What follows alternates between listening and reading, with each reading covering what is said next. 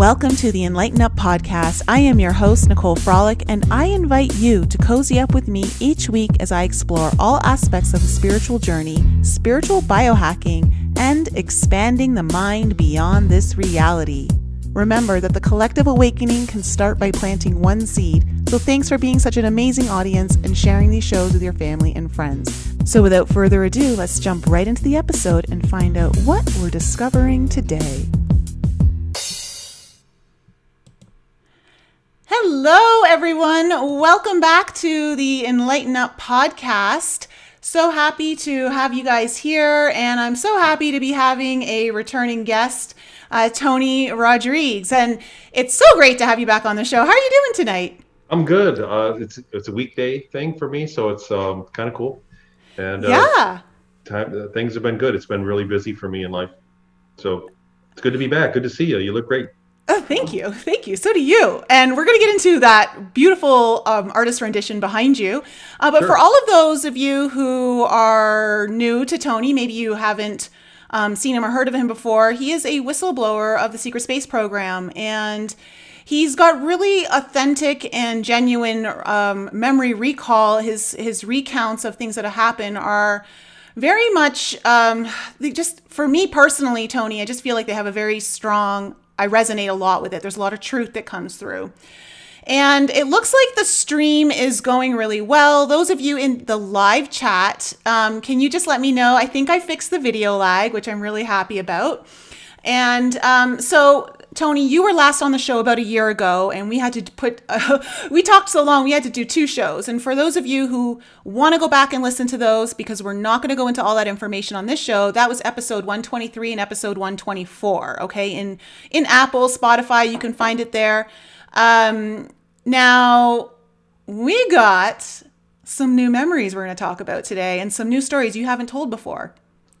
Right. Well, the memories were kind of there, but then I never needed to worry about them until I started getting to writing the book, farther into the book. So other things, and then other stuff you and I talked about the other day, we talked briefly, and we covered things that just never get covered. And, everybody wants to hear about how the spaceship works, or do you get what I'm saying? Everybody wants to know, like, what ETs are like. They don't really want to get into a lot of my experience of what I went through. And sometimes I just cut it short because I know it's such a long story that I don't even bother. Yeah. Well, for those of you who are new, Tony has done a 20 and back, or have you done 2 20 and backs, or is it one? Just one. Just one 20-year tour. Okay. I was taking it 10 years old and went through black projects. I did about six or 7 years on Earth under black programs, privately owned, and then sold off into the space program, into the secret space program, which has an infrastructure of colonies throughout our solar system. And I eventually ended up on a Ceres colony, which is a small planetoid out in between Mars and the asteroid belt. Mm-hmm. And they were breakaway Germans. They were Germans that went there after World War II. And they had a interstellar trading society. And I worked on a couple ships and ended up, my highest rank was a cargo engineer basically as a slave, and did interstellar missions. We went to other systems in our galaxy, and we went to other star systems, and we went to, in fact, to other galaxies at certain times. Yeah, you've got, well, you're also writing your book right now, which is also, that's helping with your memory recall, isn't it? It is. And what that has done is, most of the 99.9% of every time I've ever talked about this information has been in this format, where people ask me questions and I answer, which I really enjoy, but people tend to ask the same things and the answers turn into the same things. Like I have it's hard to get into new things. People ask me, so then what? Then what happened? And they don't ask me, so did you have any friends? Or, who took care of you there? So a lot of those relationships, I just kind of skipped over it, and I never had to remember them a lot. And as I get into the book, I start going, wait a minute, I spent a lot of time over there. I was in Peru at a time, and I spent a lot of time, with these people. And we will go certain places for Sunday dinner. And those were things those are memories that I didn't have to entertain before. And when I got into the book writing, I had to entertain them because I wanted it to be accurate. And it really was eye-opening because I began to remember, and I'm still am. I'm like getting into the later chapters in the Ceres colony now, and I'm Mhm. still remembering relationships I had with people, just friends, or the lack thereof. I went for a long time without any friends in that time, during that time, and that was I think worse than anything else I went through. Is like I was deeply lonely for a very long time up there. Yeah, that's a very, I mean, from the human perspective, that's an extremely traumatic experience, to feel that amount of loneliness. We're very social beings, and a lot of what we're able to do comes from the support system of having friends and family around us. What I found was that when they put me back, so if people aren't familiar with the 20-year tour, they take you and then through an age regression process, and actually when you lose people here, actual time travel. They put me back the same night I was taken. I was only gone for 30 minutes out of my bed. So people go, "What were your parents while you were gone these 20 years? What did your parents do?" They did nothing. I woke up the next day and went to school and carried on about my life. But I was different. I changed. I had a different spin on my personality because the way I experienced was, I was going through my life. I was 10 years old, then taken. Then I lived 20 years, and then I was put back. That's how the experience felt. So Hmm. when I went back, I was 10 years old, but I had adult mechanisms going on inside me. I had adult thinking, and to boot, I was badly damaged. It was kind of like growing up as a child in an orphanage and then going on into the military. Like that was my emotional background, and all of a Yeah. sudden overnight. And then so into my life, as I had a normal life here, I had problems because and I didn't know why. I didn't understand why until it was about the end of April, early May of 2015. I had an MRI done, and I had come across some other info about the secret space program and how quantum time dilation works. That they were actually doing this, and it explained the time that I was gone. I always remembered the time, and it didn't make any sense of when was I at a spaceship. And once I did that, I internalized it, and all the memories just came flooding back. And it was, they still are. I mean, they're still coming. Well, let's go back to that time just before you were brought back into your body at a 10-year-old again, when you were on the ship. And of course, this is how we ended the last episode, where, you saw that they were using timeline. They had timeline manipulation technology. And this is where you were telling them you were going to remember, and you were told to stop. Because I guess they were trying to, tell you you're not going to remember, you're not going to remember. And you were just adamant, like, I'm going to remember. And you were actually affecting the timeline probability to be very high that you would recall. And the person watching this timeline manipulation technology was telling them to quit it because they were making that stronger for you. Yes. So this was into the process. So I'm really looking forward to explaining this whole process chronologically in the book, because I find that when I explain it, people get confused because I was on Ceres. They know there are laws that they abide by, and one of the laws is that it's 20-year increments. At least the version of technology that they used on me, they had to put me back at 20 years, regardless of where I was. It's a law that they obey, and so they put me on a disc and flew me back to the moon, and began the process of age regression, however they did it, and then eventually putting me back into my 10-year-old body, my consciousness. However, I don't know. You know what I'm saying? Like if you have kidney surgery, you don't know what they did to your kidney. You don't know how to perform kidney surgery. You just had the surgery. That's kind of my knowledge of the process. When they put me back, they started. It went back, and they had a device known as a chronovisor. And what a chronovisor did was look at probable futures.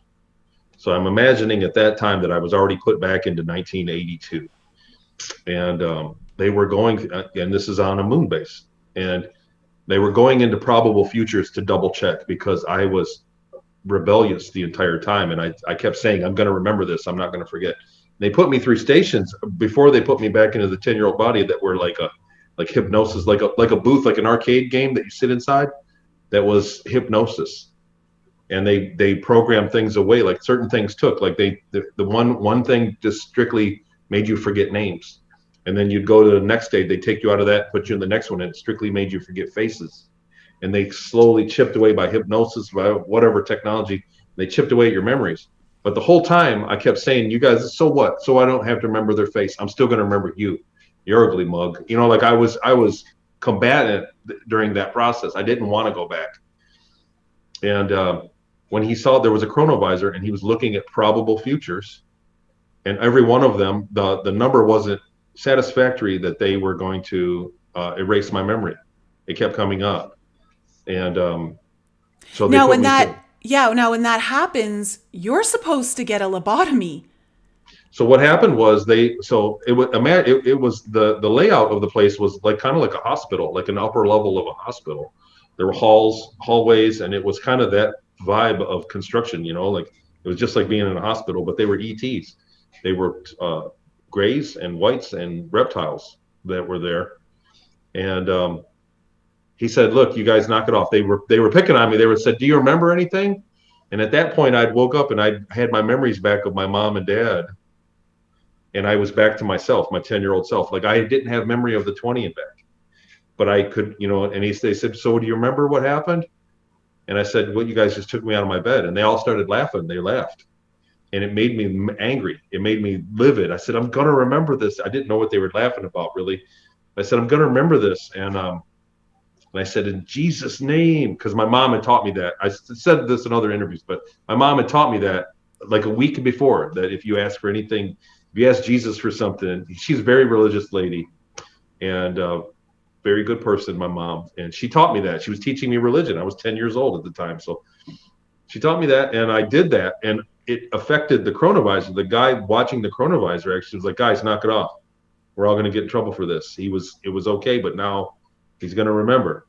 And they had to put me through another round. They took me to another wing of the hospital where they were, and put me through a round of trauma-based mind control. Like they shocked me, and they were showing me, you know, videos. It was really weird, like the situation. But then they finally concluded, "I'm going to remember." They said, "It's not.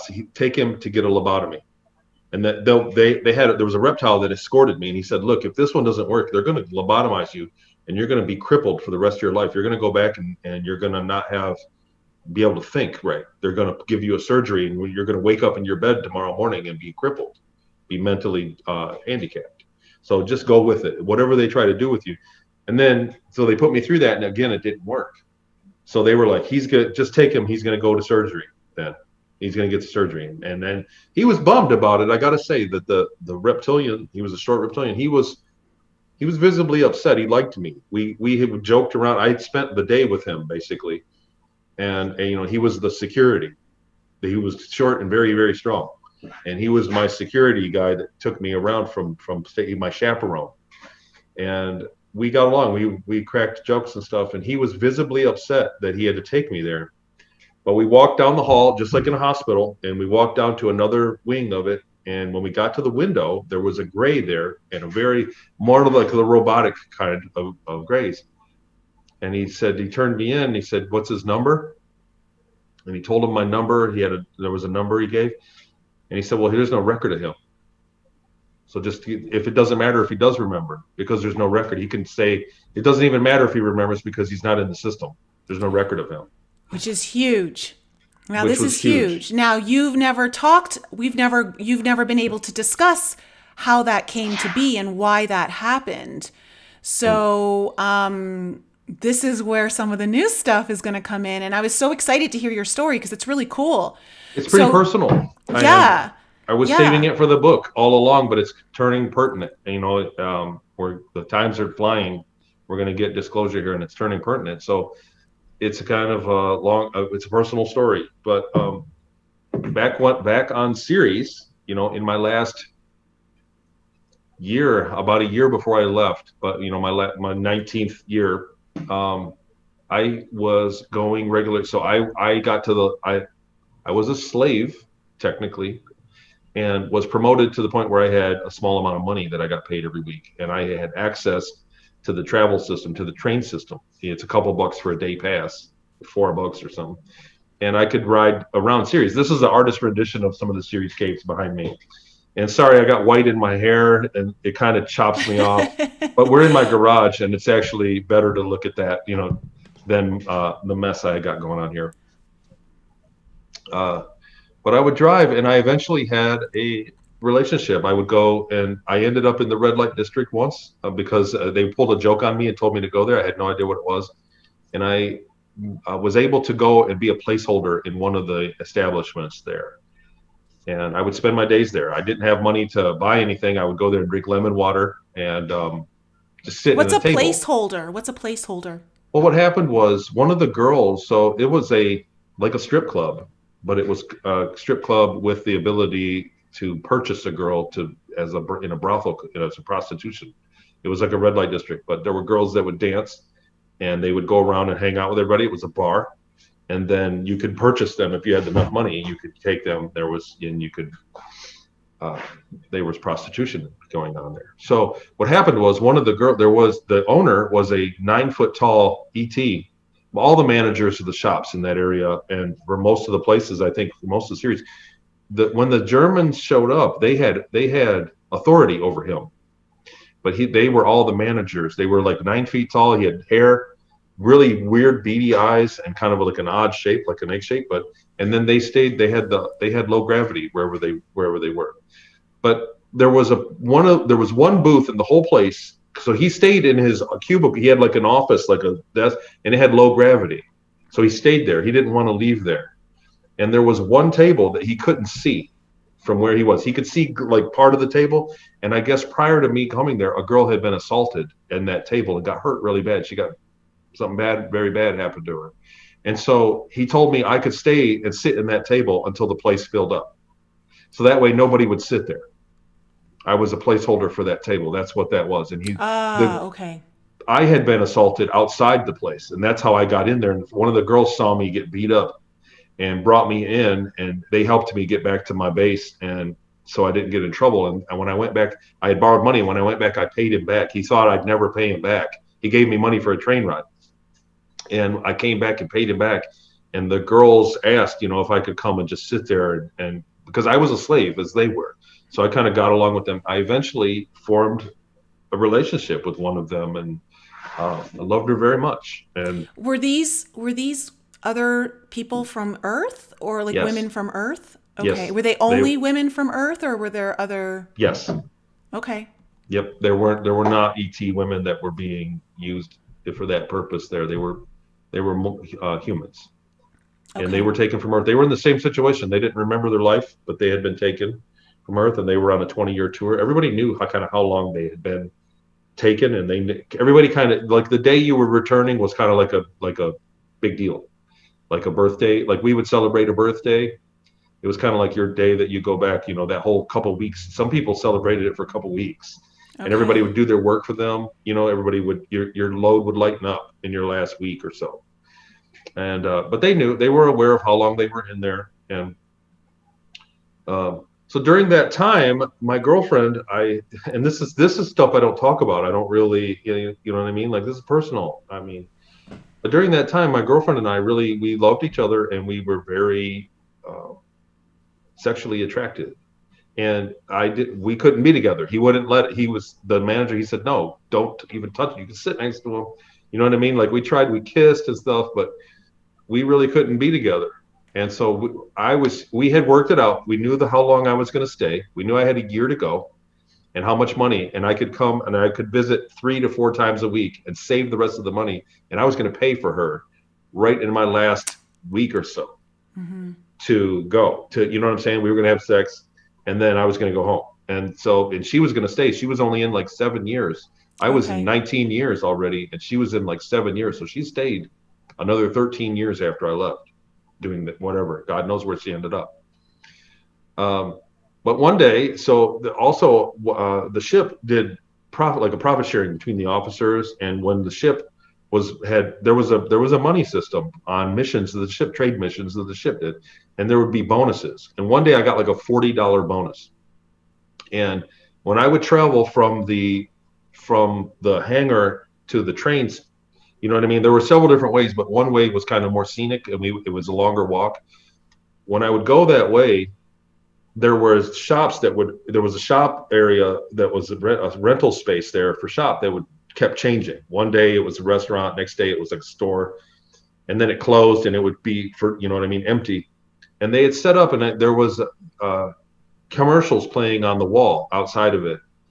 And what I had seen was that it was a psychic reading thing. And on Ceres, in that society, it kind of had the same stigma that psychic readings have here today, where, you know, half the people are like, don't even do that. It's this, you know what I mean? It's not real. Don't do that. And other people paid for it.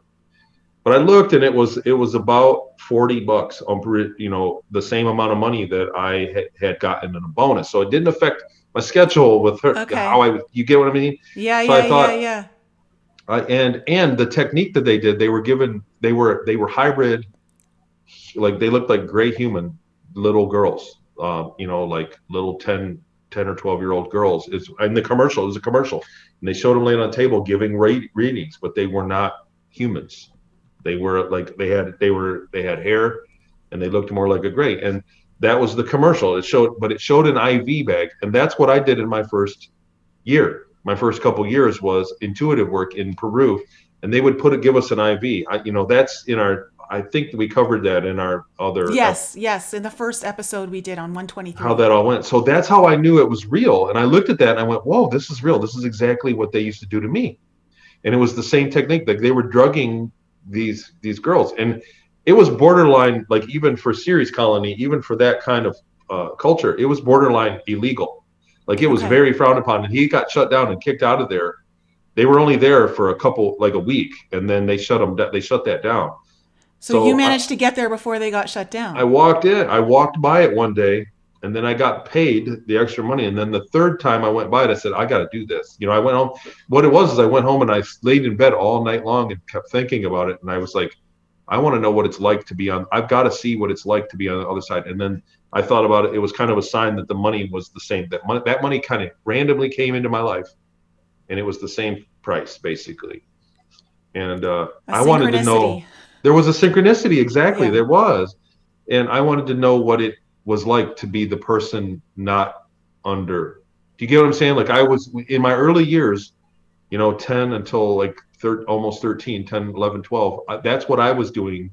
That was the program I was in. I was in an intuitive, like a remote viewing channeling program. Who knows what it was? But they would drug me. I'd go under, and when I woke up, people had a blown away look on their face. They were like, they said they couldn't believe the things I would say. So I wanted to know what that was like. I went in there, and it was it was a disgusting experience. I'm put it bluntly, that when I went in there, I was disgusted. And it was another one of those tall ETs, the same kind that ran the brothel, the same kind that ran Crumbs. It was the same species, and he was in charge. And they just set up like cots with draw curtains. You know how curtains are in a hospital, how they draw the curtain. Yeah. It was like that, and they were lower. Like it was really cheesy. It wasn't fancy at all. And he said, "There you go. You got 30 minutes or something." It wasn't even that long. It was 15 minutes or something. And they went in. He said, "Go ask. You can ask whatever questions you want. You got 15 minutes." And I sat down and I said, "Man, I've never even thought about this yet." What my first question was, I asked her. I said, "What's going to happen? Where do I go back to?" I think that's what I said was, "Where do I go back to? Where am I going to go to?" And she gave me this like spacey, ambiguous answer. And the guy also in the beginning, he said, "You can ask questions and try to test them." He said, "Ask a question, you know, that you know the answer to already, and try to test it and see if she knows it or not." He said, "You can ask a few like that, but then get in the harder ones." And I asked her, I said, "Where am I going right now?" And she said, "You're going to see your three loves," because there were three girls that always worked there. And she said, "They're your love. They're your love. You're going to see them, and you're going to know one of them when you get back, when you return." And she said something else. And I was like, whoa, you know what I mean? Because I knew there were three girls there. So there was this another kind of synchronicity. And she said, "You're going to know the one." She said, "And you're the one that remembers. You're going to remember all of it. When you go back, you're going to remember all of it." And that's where I got the idea. So from that time, from Ceres to all the way to the moon, that's why I knew I was going to remember. She told me Okay. that. She told me I was going to remember. When you go back and it's all over with, your tour is over. When you go back to Earth, you're going to remember. You're the one that remembers. That's what she said. You're the one that remembers. And so I was that's where I got the idea of it. They tell you they're going to erase your memory. You're going to go back. You're going to erase your memory and just live your life. They tell you, you know what I mean? Like, they're like, that's what you are. That's what's going to happen. And she told me that, and I started thinking, wow, I'm going to remember. And then, so I went to Crumbs, and I told them, I sat down with the girls, a couple girls there that were friends, and then my girlfriend, in the book, her name's Marie. Okay. And I told them, and she was livid. She was absolutely livid. She didn't want to talk to me. She said, well, I've got things to do. She was mad that I blew the money. She said, you should have saved that money. That would have been that much faster. You could have got more money. We could have had 2 times. She said, you don't know if you could have made extra money, and we could have done it twice. And so that was stupid, you know. And she was just like, she was just so mad at me for that. And then she said, well, I got to make some rounds. Sounds like a typical woman. Yeah. And she said, I got to make some rounds, and I don't even want to see you. Don't even come back here tonight. Or, you know what I mean? Like, she didn't want to talk. She didn't. And she did it. She came by and she walked close to me later that night, but then she basically ignored me. And I stayed away for a couple days before I went back. And then, you know what I mean? Like, we kind of made up over it. But, okay. And I explained it. And then, you know, like a week later, I finally got to explain to her why I did it and how, you know what I'm saying? And she still was like, you're stupid. You're an idiot. She never approved of it, not once. And, but that gave me that ability during the return, during that time, that gave me the ability to fight it. So at this time, I was a cargo engineer. So this was in the end of my career. And I was a cargo engineer, and I was sitting in on the mission briefings in the morning. So there was in the front of the ship, but where all the flight crew was, they had a room with it was all pure, it was white. There was no TV on the wall or anything. There was a little food, like they had coffee and tea and muffins and stuff. Like, they had little, what is that called? You know, just a little pantry. Yeah, like a coffee station or something. They had a little pantry, and then it was a long table, and we would sit down, and they had like iPads that they did their meeting with, and they spoke in German, and they could flick a switch, and I could understand them. So when they needed to talk to me for something in my cargo bay, they would flick a switch, and I could understand them. And they'd say, how much space is left?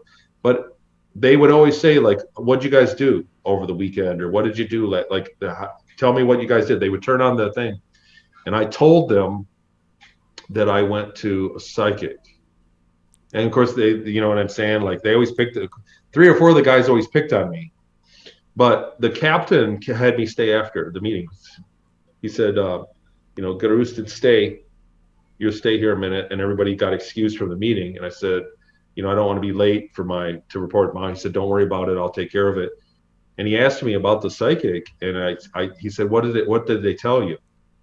Like, he wanted to know, like, legitimately, like, he debriefed it, what happened. And I said, she told me I'm going to remember all of this. And this is also something else that this is in the book. Now, I have talked about this on my channel. So I'm going to do a short shameless plug. I have a website, TonyRodrigues.com. It has links to many of my free interviews. It's got a course on there for the other people that have gone through what I've gone through to take for memory, to help memory exercises. It has a link to my Patreon channel, which I'm doing to try to hopefully not be censored. Many of my interviews have been deleted. Yeah. And when you search Tony Rodrigues, the search is not right on YouTube anymore or on Google. It's been totally beaten down.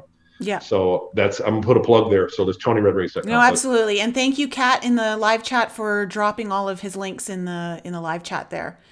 She's awesome. Been dropping them. That's cool. So yeah. Okay, so you were telling this captain, and he was genuinely interested to know everything that she told you. Yes, absolutely. And because he knew that it was a legitimate technique. Psychic. Mm-hmm. Yeah, a legitimate technique that the psychic was doing, right? And I told him that I was going to remember. And we talked about it later. And you know what? I think that I said it earlier when they said you went to the psychic. They all said, "What did the psychic tell you?" And I said it then. This was before he called me. I said she told me I'm going to remember all this when I go back to Earth. And they were like laughing. And actually, the Corvette captain, which is like number 3, I think, number 2 or number 3 in line on the ship. He said, you're going to get a lobotomy before you remember anything. You're going to go back and you'll be lobotomized. don't worry, they'll scan that, they'll figure that out. And he said, you, whatever. He's like, those you got, and then they were like, you got ripped off because that's impossible. You know what I mean? And he actually said that. So later on, to find out on my talk back, I mean, I'm skipping a lot of steps here as usual, but it was the captain that deleted my record.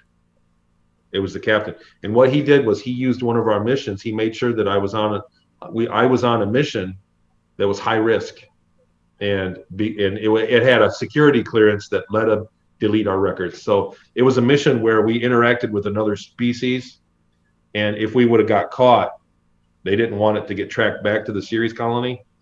You get what I'm saying? We were stealing from them, and he used that opportunity to delete my records. Oh, interesting. And so he was part of the destiny of you recalling all of this that you're able to tell us today. The captain was a good person. Okay, and maybe some of this is I've had people tell me, that's Stockholm syndrome, where you love your captor. And I was a slave. I was treated bad. And this organization were bad people. They, in many ways, they had slavery and they had thievery, and they treated a lot of people bad. They interacted with other colonies in the solar system badly. They interacted with other species and worlds badly. We did bad things. So these were, you can get on either side of the coin. The United States does bad things, does good things. We have wars. We do things that are shady. Yeah. So you know what I mean. Like, I'll reserve that judgment. What I want to say is, on a personal level, my captain and I kind of were friends, and he was a good person. He did, you know what I'm saying? Like, he did little things that were he tried to take care of everybody. You know what I mean? Like, yeah. Well, I think if he wasn't a good person, he would have never done what he did for you. Right. And, there were other things involved, but there were definitely other officers on the bridge crew that were horrible people, that were they were almost sadistic, and they enjoyed their free reign over slaves. Mm-hmm. Yeah. So basically, the reason why you were able to escape that lobotomy, despite you recalling everything and them working with that chronovisor and trying to figure out the timeline probabilities, it was your captain that removed you from the system, which then made it impossible for them to put you through the lobotomy and allowed you to come back to your body at 10 years old and then be able to recall these later. And here we are. And we were, seriously, they knew this is like 38 years later. Well, it wasn't until 2015 that I remembered. I had the memories all along, but they didn't make any sense. Can we just send a little, through no space and time, a little gratitude to your captain for that? Because that's pretty amazing. Now, you had a really, speaking of relationships, because you've never been able to talk about this on any of your interviews, is your relationship with the captain. Do you want to kind of go into that? Because there's some very interesting information that you were able to learn through having a friendlier relationship with him. So yeah, we talked about this too. So I have mentioned this briefly in a few interviews, but on the ship prior, so it was I believe it was the same captain and the same crew on the ship prior that I served on prior to that. I believe the name was Blitzbus, lightning truck or lightning horse or something like that. It was one of the converted submarines, and it was a dated, like a really old ship, and it was just a piece of junk, and it literally fell apart over its final missions and was decommissioned. And the last mission that we were in it, we had a thing called anti-telephoning. We were all aware of it, and what it was if a mission went out and failed, they could anti-telephone, and then the mission would be scrubbed before it even left. And so we always had no fear. Like, if we heard that things were going wrong, or the ship was breaking down, or like on days that were bad, we had no fear, because we said, well, they'll just anti-telephone this and we'll be fine. So there's nothing to worry about. Even if you heard noises, or do you get what I mean? Like, times that it was bad.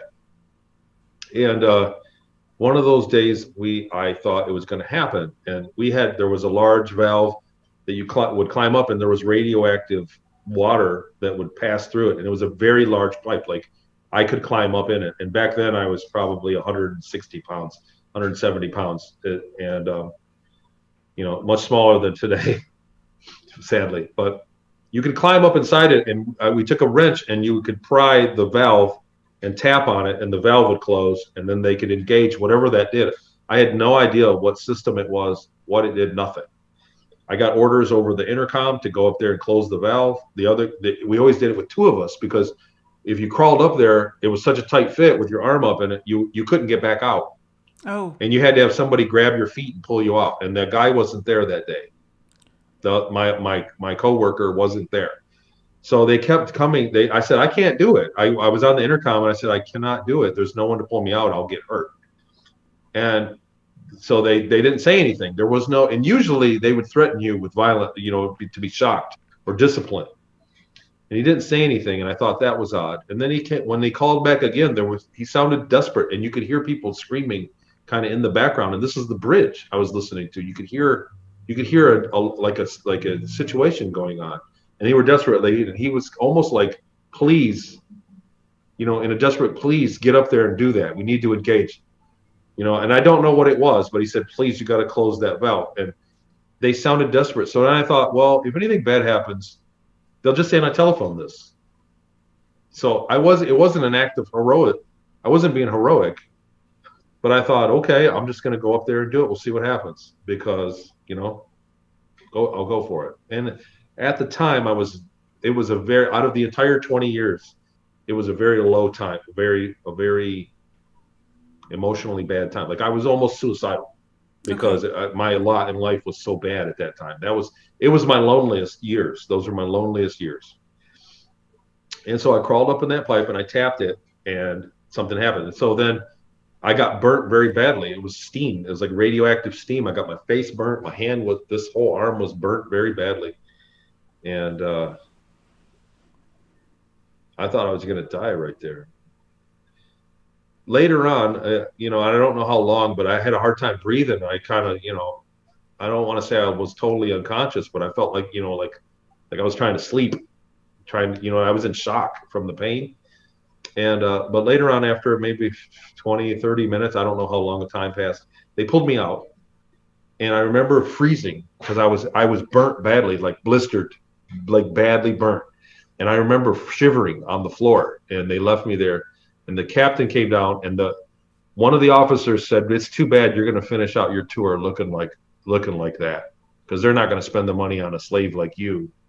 They're not going to." That's what he said. He was literally standing over me saying, "He's like, that's too. Well, you poor bastard. You're going to spend the rest of your time looking like a pizza, or something. Whatever he said, he described. He said, you're going to look like hell the rest of your time, because they are not going to spend the money on fixing you up, you poor bastard." And he walked away, and I didn't care at that point, because I was in pain. I was still in shock. The captain walked up, and they walked down there, and they, people filled the room. There was a lot of people in and out. The captain walked up, and he said, "No, he's getting fixed. He's getting the full throttle. He's getting fixed. You don't know what he's done."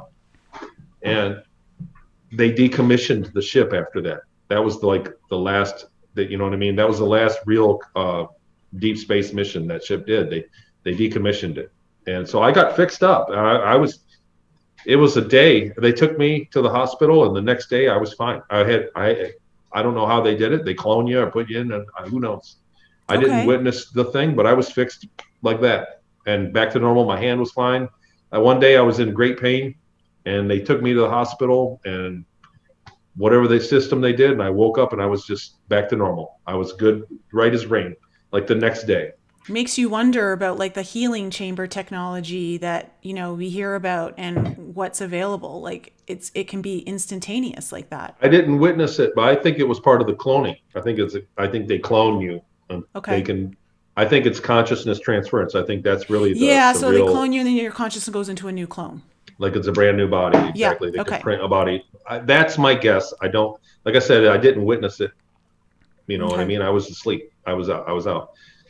Anyhow, so then months went by, and they got the new ship, the Max von Laue, We got the new ship and we trained. I had to go to school and train for my new job. And it was months that, that it went by before we even did a voyage on the ship. And that's when I got promoted. That was how I got that promotion, was to engineer, Oh, because cargo engineer. you did that act, they promoted you. They promoted me. And what they Okay. said was, so nobody said this to me until we started doing briefings. And the captain he said, will you stay back? And he said, this is, I forget my last three digits of my number were like 860 or something like that. This is 860. You had a long number. And if you were in a room with other guys that had numbers, it would go like if two guys had the same three numbers, then one of them would get his fourth number, and that's what they'd call him. In other words, if your last numbers are 111 and my last numbers are 111, they would take the next number that's not the same, and they'd call me that. So I'd be 51111, and you would just be 111. And Okay. hey, excuse me, 111. Read that report to me. We were numbers. We got called by numbers. The first day he was reading who was sitting at the table. At the very first day, and he said, this is 864. And 864 qualified for a medal, for the Medal of Valor or something, the medal of the something medal. He said, does anybody else sitting at this table qualify for that medal? And they were all silent. And he said, I want you to treat him accordingly, even though he's what he is. I expect him to be treated accordingly. And the captain, that's what he said. That was like day one. And a couple of guys didn't like that. They were like, well, I'm going to treat him like a piece of shit that he is. Like they didn't want to hear that. But that's how the captain felt. And what he said was, after the fact, he said, look, he pulled me to the side one day, that later that day or the next day, whatever. He pulled me to the side after one of these meetings, and he said, those guys, he's like, I want you to keep this in confidence. Nobody knows this. He's like, this is between you and I. And if something does get out, I could get in trouble, and you would definitely be punished. He said, but they don't know this, but we have a religion that only the captains and the generals, that only the people that are chosen, you have to be chosen for this religion to be a member. And if you were not a slave, you would qualify to be chosen into what I believe to our belief system because of what you did. You would have earned the medal. If you weren't a slave, you would have been medaled, and I would actually, in fact, have to salute you. You know what I'm saying? Like it's like a Medal of Honor situation in America. I don't know what the German version is, and he explained that everybody that had won that medal and lived in their history, that they keep an eye on, because they would always go on to do important things. They would always go on to bring change. And he said everybody that lived after they got that medal turned out to be somebody important. Okay. And I said, I'm not going to be important. You know what I mean? I said, that's not what I'm going to do. And but he said, and he said, and it's also a shame, because if things were different, I feel you and I would be friends. Like we were close to the same age. He was a little older than me. But he talked, he asked me about he read my report. He knew he knew my entire 20 and back. He knew nothing of my real life. But the 20 and back, when I was taken, my time in Seattle and in Peru, he had a report. He had all of that. And so he asked me, and we sat and talked. And there were many times that I stayed after and talked to him, and we would just we were like friends. It was like we got along, But now, okay, so the interesting thing about all of this is that on Ceres they promoted atheism.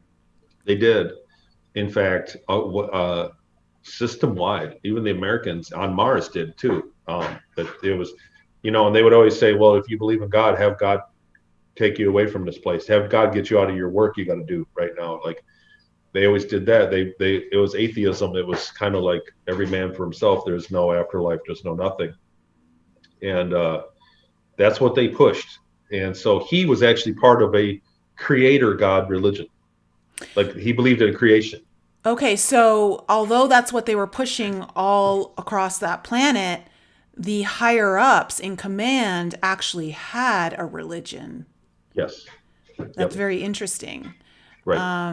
Which it kind of it's similar to here on Earth, where, in the sense that they try to pretend like there's, occultism and all of that, and how to work with the energy and all of that, anyone who's watching this channel or this interview is acutely aware of, that they try to hide all of the possibilities that are available to us. So it was kind of that similar theme. Sure. And like he said that, and this is like me remembering things from 50 years ago, is what it feels like. This is a distant memory, so I'm not going to say it word for word, but he said that people, like the lower officers that weren't in the know, he said they weren't ready for it. He said if you were ready for it, you would be a great person.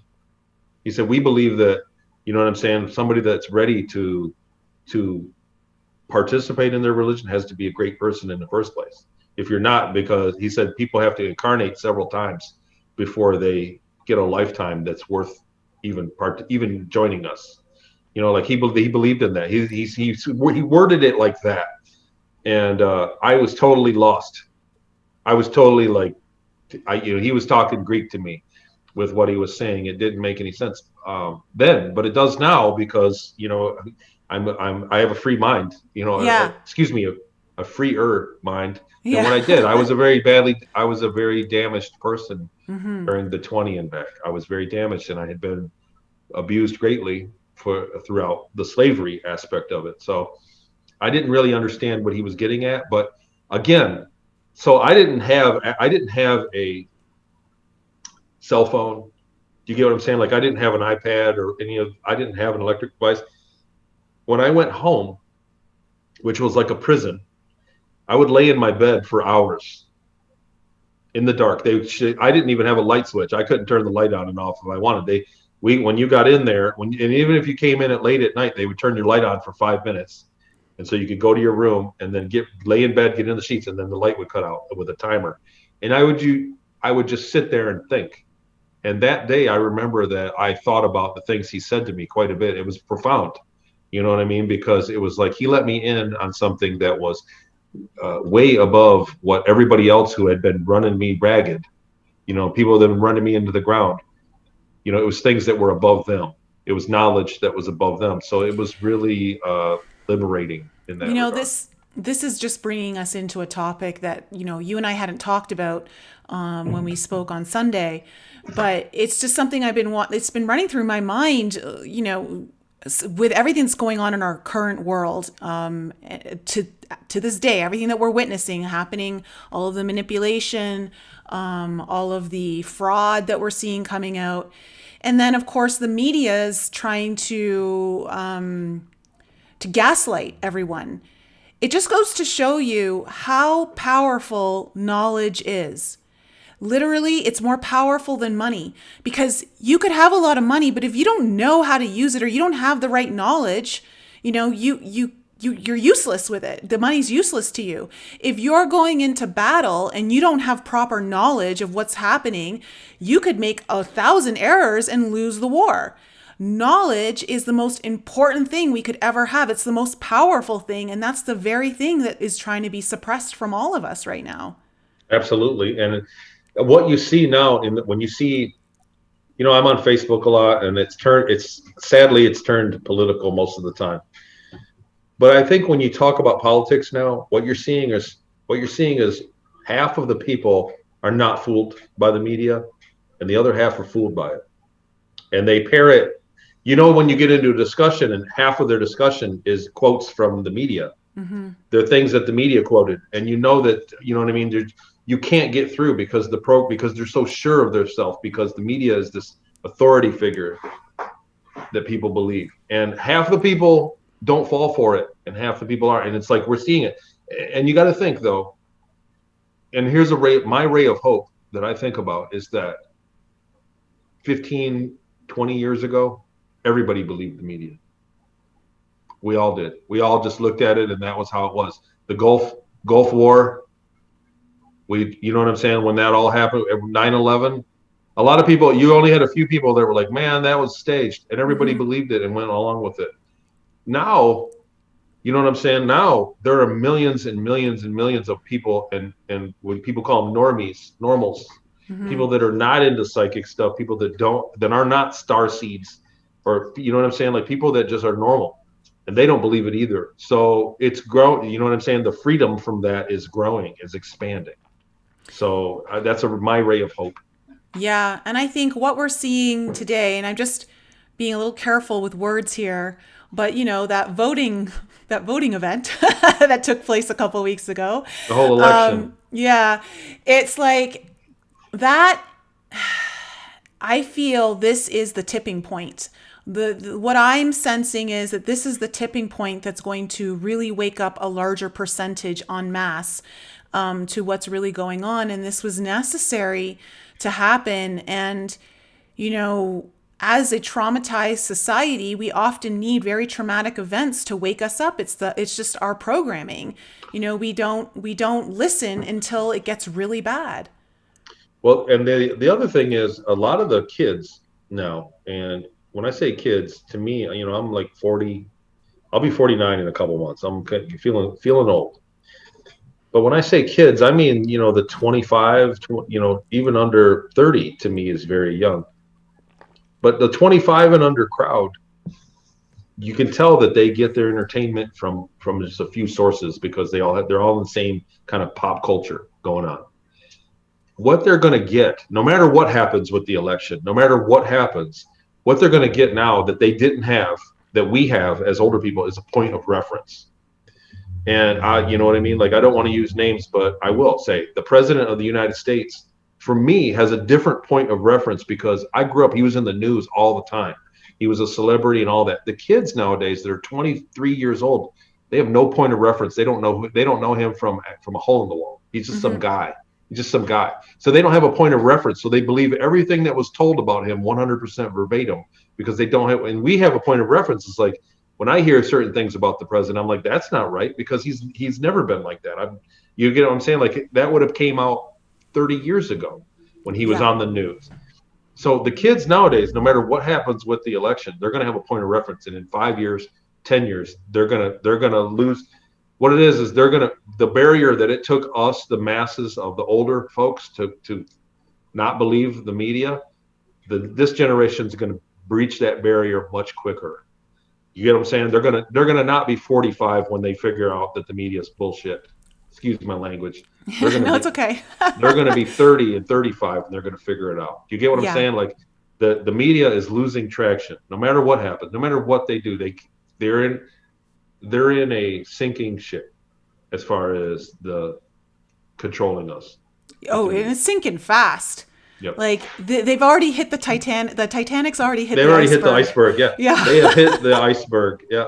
Yep. Yeah, and now it's like, who's got the lifeboats? But well, your lifeboats, they're not going to last either. I also think that there are great opportunities here.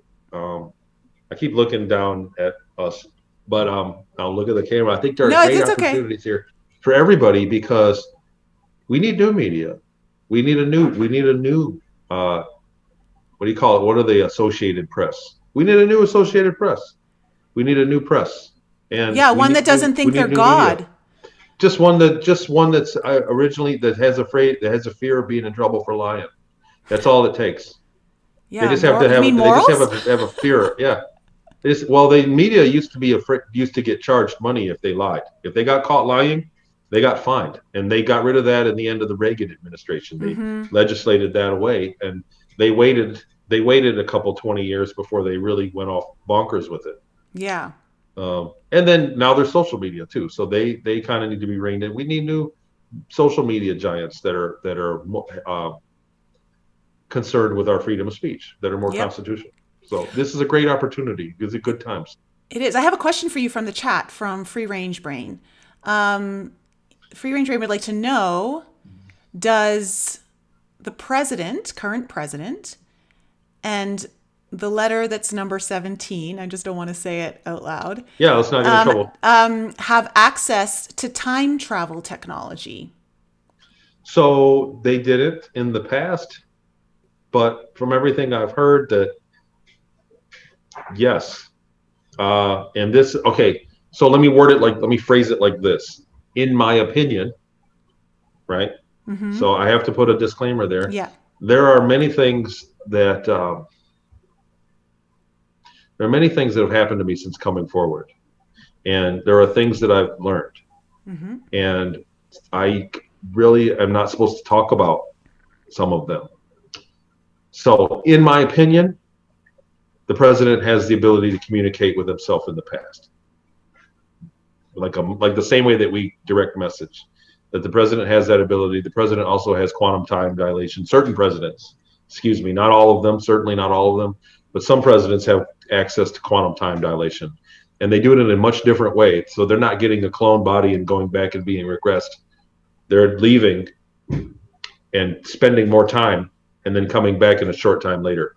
So they could be gone for a day or a week and be gone up there for 6 months, a year. And that is certainly happening because that explains their gray hairs that happen overnight.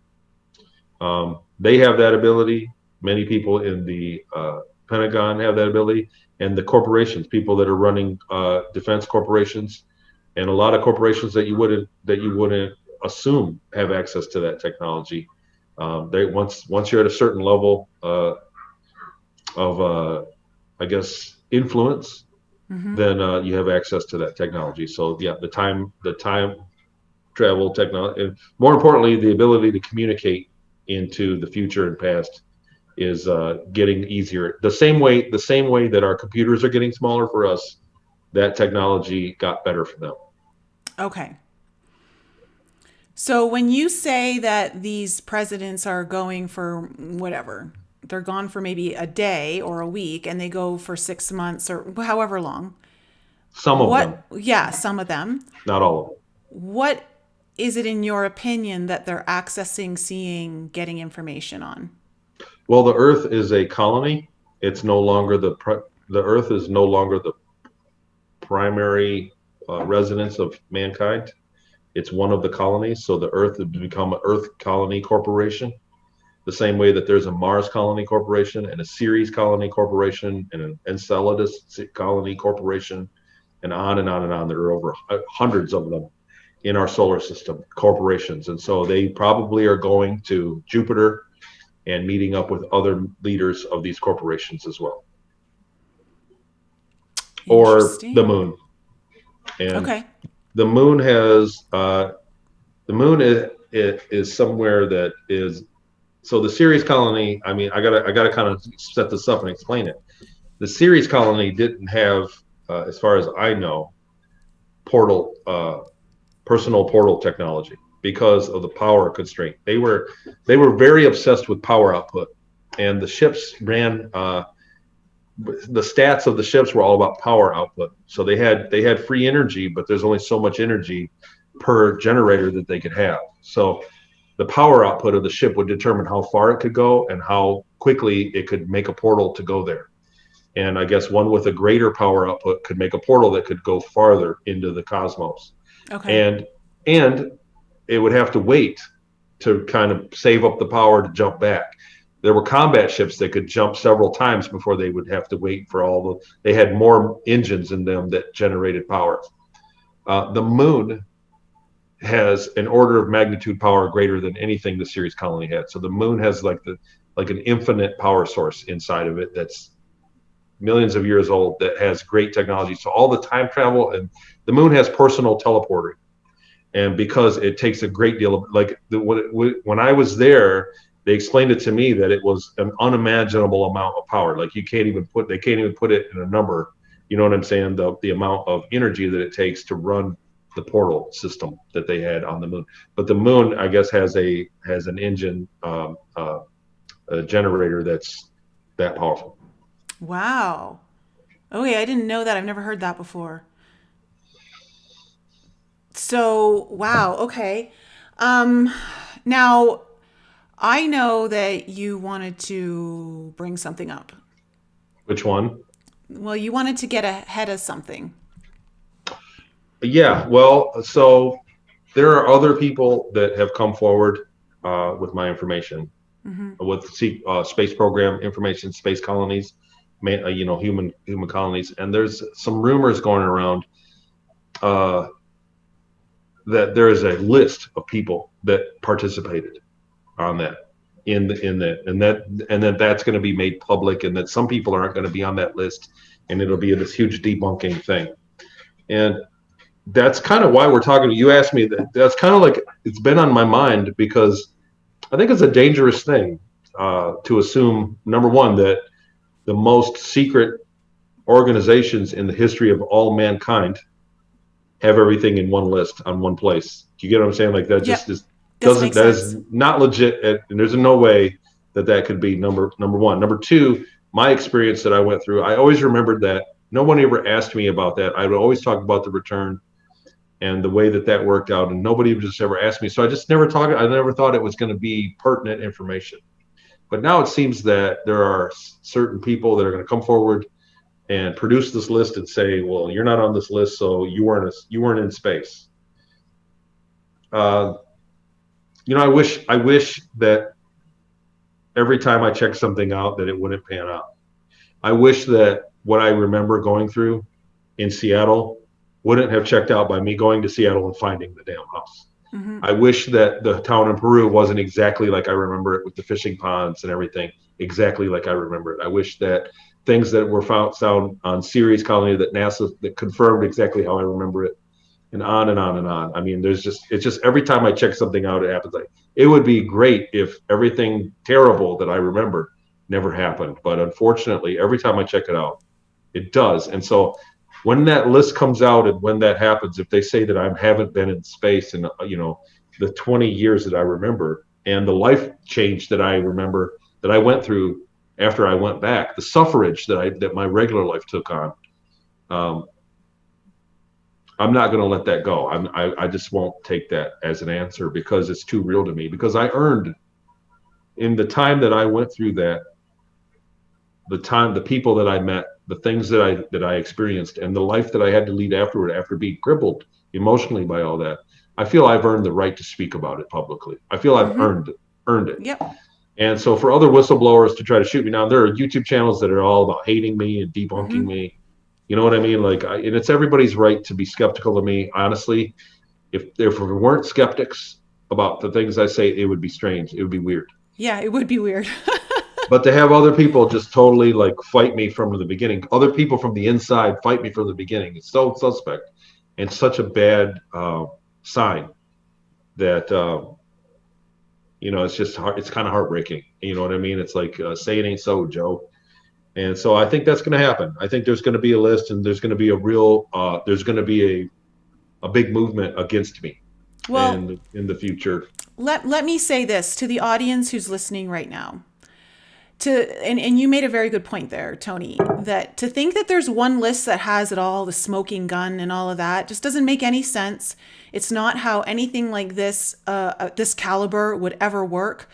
And also, when you look at us as humans and knowing, like, for all of you star seeds in the audience and understanding the codes and the DNA codes that you hold, know that each of us carries a portion of the awakening here, like what we're doing here on the planet Earth for humanity.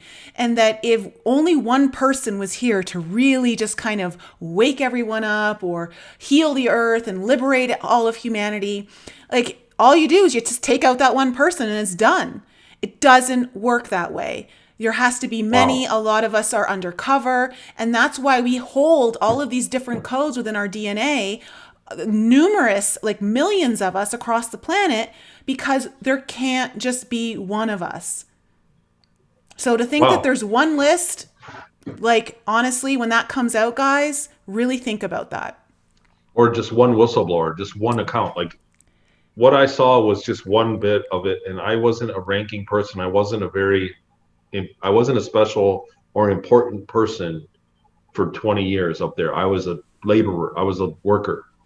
And so there are many other things that I totally don't know about that, I'm just giving my perspective.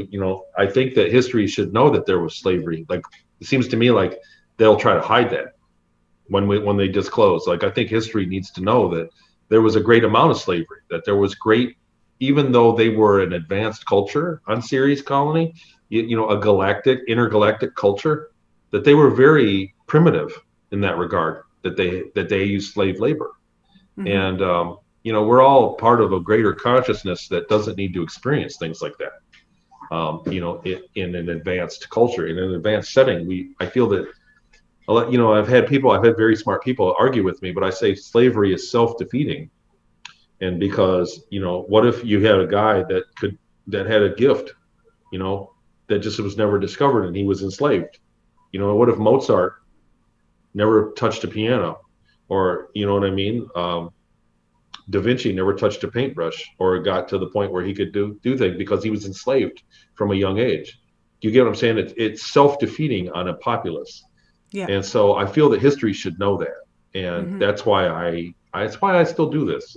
You know what I mean? Like, I feel like once the book comes out, I'm probably going to relax from doing interviews and just let the book, you know what I mean? Kind of, here you go, and let that go, because I think a lot of people will get it. And it's something that once there's a hard copy book in your hand, it's very hard for them to erase, where the interviews have been blocked. There's shadow banning on the SSP subject. And so I feel that the book, I might slow down with everything, but I feel it's important to know. I feel it's important for history after they disclose for people to know what I went through and what she went through.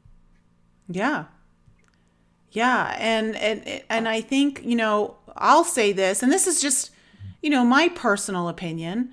There's a reason why I asked you to come back on the show. I believe you.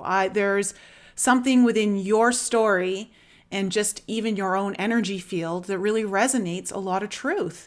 At least genuine. There's a lot of genuineness that comes through that frequency for what you're saying. And so, and I think that's, given everything that you're trying to remember, and to that point of memory, when we all think about it, it's really hard for me to remember the very fine details of a lot of my past, just in general. There are certain things that really stick out, like they're more traumatic or on all of that. But, it's really hard to remember every single detail. And so I think you do a really good job of recalling what you do. And then some days I remember it, like as we talk about it, I'll remember it. And then if you wait 6 months and I talk about the exact same thing, there are things I'll forget and new things that I'll remember of the same episode. You know what I mean? Because that's how people remember things. Like if I ask you, and I always use the birthday, if I ask you what your 13th birthday party was like, we'll talk about it and you'll remember some of it or not. But then if we wait 6 months and we talk about it again, you could remember different aspects of your 13th birthday party. And there's no way that I could say, well, since you got that wrong, so it must not have happened. You must not have turned 13. Do you get what I mean? Like that. Yeah. It's very hard. It's a lot of people hold me to a really high standard of memory, and you have to realize I was taken when I was 10. I mean, in the very beginning, when I got my memories back, I knew it was the year 82. So I thought it was fourth grade. So that was 81 to 82, and I was 9 and 10 through the school year. And then I remembered the science fair was in April, so I was 10. So first interviews I did, I kept saying I was taken at 9 years old, but I was wrong. And later on, I started saying, well, I was taken at 10 years old because I had turned 10 in February, and then March, April, that's when I was taken, was in April. And when I sorted that out, I had to get more memories. You fill in the blanks over time of talking about it. And so those are the little details that people really get bent out of shape that I got that wrong. But I mean, how hard is it to remember something from 40 years ago? Yeah. Yeah. No, I agree. I agree. I agree. Of course, everyone's wanting to look for, all the holes in someone's story to either prove them wrong or to prove them right. And I think there's got to be a little bit of grace, a little bit of latitude in the memory recall, just a little bit. And speaking of, do you want to get into the crater that's been discovered to have salt, which you talked about? Oh, you wanted to put that on there, right? Yeah. So why don't I put it up here? I'll show the NASA website that you sent me. 1 second here. Okay, so everyone can see the website. So what happened was in 2015, I was working with some researchers. Yep. And they were like really grilling me, you know what I mean? Like very, very, now I don't want to say skeptical, but very thorough. You know what I mean? Like, prove it. Okay, these are big claims to prove it. Let's see some proof. And I had remembered flying over when we came on an approach. One time We went, I think it was Enceladus. Am I saying that right? I always get it confused with Ganymede. One of those moons around Jupiter has a ton of geysers. And one time the ship, we flew back from Jupiter and the geysers were going off and they flew through it. And they told everybody to take 5 from your workplace and go to the window and look. And I didn't because I wanted to get ahead on the working schedule. And I regretted it because that's all everybody talked about for months afterwards, how awesome those geysers. Man, those geysers were cool. You know, like water cooler talk on the ship was like, you should have seen those, man. That was amazing. So the geyser on Ceres went off. And so I made sure that I stopped work. I took the opportunity that day. They said, we're going to fly by the geyser on the way back. And you can take a break and go out. We're only going to fly by it for a minute or two. And it'll be on the port side. And I did. And I walked up to the observation, the C deck, I think it's C deck, which is the big deck, which had the bathroom and the kitchen, the galley. And I stood there and watched it as we flew by next to an officer, a guy that I didn't know. He was somebody that worked on the ship that I never met. And we flew past it, and it was gorgeous. I'm going to put up this is an artist rendition I have. Oh, are you gonna show? Oh, wait, I have it. I have it here. There's you've got it behind you. Okay, perfect. So we flew over. There's the little thing of the ship. You know, is it? Yeah. Is it working? So there's a little artist rendition. A friend of mine, Mark Hallisey, great guy, good friend of mine, and he did some art for me. But he just drew that in there, and what it was these white spots. Between every 6 and 9 years is what they said they were talked about it over the intercom and gave the whole speech. You know, kind of like when you're on an airplane and they tell you about where you're flying over. Death Valley has, you know. We flew, and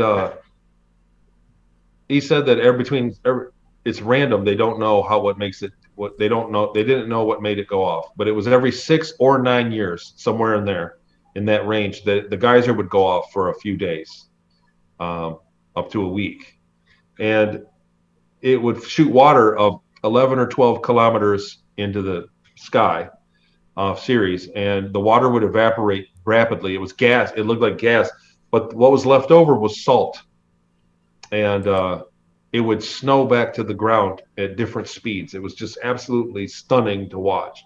And when we flew over it, I just looked out and I went, wow, you know, because the minerals and the salt they came back when it went up, and as the water evaporated, it pushed it out, and there were different speed cones coming down. So I always remember that this is something that you don't forget. After like when I was 15 years old, I had this memory. You get what I'm saying? I always had a visual, like I always remembered standing there looking out the window. And when we flew by, so the other crater, there's a great deal of salt on the ground. Mm-hmm. I looked down, and we weren't that high. That crater is like 50 miles wide. They're 50 miles big, diameter. And as we flew by, I said we were always into trade missions. We always wanted to trade with somebody. I said, can't we use that stuff? To the guy next to me, the officer, and it was like he was like, shut up, don't talk to me. I said, can't we use that stuff to trade? Can we do anything? He said, well, you can go down there and put on a helmet and go down there and scoop it up, and maybe you can take a nice bath. That's what he told me. He said, because it's salt. It's basically salt and magnesium. He said it's worthless to them. Everybody that we would trade with already has all they need, and it was a worthless thing. But so I always remembered that conversation because that was like a beautiful moment. And he was kind of a dick. Yeah, because you said when you were explaining it to me the other day, you said it like the salt was falling at different speeds, like depending on where it was, like if it was center in the cone, right? Yeah, it came at different speeds down the geyser as it fell, and it was just gorgeous. I mean, it was breathtaking. I mean, it's one of those things like, if you walk and you see the Grand Canyon for the first time, that's a breathtaking moment. You don't forget it. And so now you talked about that in 2015, correct? 2015, I went on the record. I said the geyser there, and all those white spots are salt. And the researcher I was working with was following it when the Dawn probe was the Dawn probe was not even there yet when I was set, and I went on record with this. And the Dawn probe got there, got better pictures. And I remember, I said, we flew over that, and I remembered that mission, and I documented all this. And but NASA was like, they thought it was something else. They thought it was a bunch of other chemicals. And so the researcher I was working with said, no, well, we've got to wait and see what the study says at NASA. So I think it was in July, the end of July or August this year, whenever that article that I sent you, Yep. They came Here, out. let me bring it back up for everyone. Yeah, just Mystery this year. solved. It says here on the NASA website, mystery solved. Bright areas on Ceres come from salty water below. And so that confirmed what I had said in 2015, and it just like was like, it was just such a big thing for me. You know what I mean? It's a small thing, but for me, for what I've been through, and to talk about this publicly, and you know what I mean? Like I've had to put up with tons of skepticism and just, Yep. you know what I mean? Like this isn't easy on my life, and to have some kind of validation like that was just so big to me. And I always keep it up, and like on my Patreon channel and my show, I always keep Ceres back there a little bit because I kind of thumb my nose. I'm like, I said that, I called it out. Yeah. And Okay. So you just reminded me of something. I want to. You're like a perfect person to ask this question. uh-oh. So and Dave, thank you so much. Suiterbug, thank you so much for the super chat. I'm going to get to your question next. He's got a question for you, Tony. But okay, so I had a dream that I was on a ship. And a lot of people in my audience, they've heard this story, so I apologize. But I really would love for you maybe further confirmation or if you saw this. But while I was on this ship in the dream, I remember seeing through the window that was like at the front, I guess it would be considered the bridge, that there was all of this residue kind of, we were going through what looked like very much a Milky Way type part of space. And there was oil on the we were like I'm gonna, for lack of a better word, just on the windshield of the ship. Okay. And I remember thinking, oh wow, like how are you going to be able to see? And then I remember thinking in my dream, oh well, now I know this is a dream because there's no oil that would be coming on the windscreen of the ship, on the window, going through space. And so then I told a girlfriend the next day, and she pulls up this scientific article in a journal that talks about how there's this oil gassy residue in the Milky Way. That's true. So you saw that? I didn't see it, but there was, I talked to people. These are things that, you talked about there. I didn't see it personally. The other thing is the observation deck where I was, they could turn it off. It would just turn into a gray wall.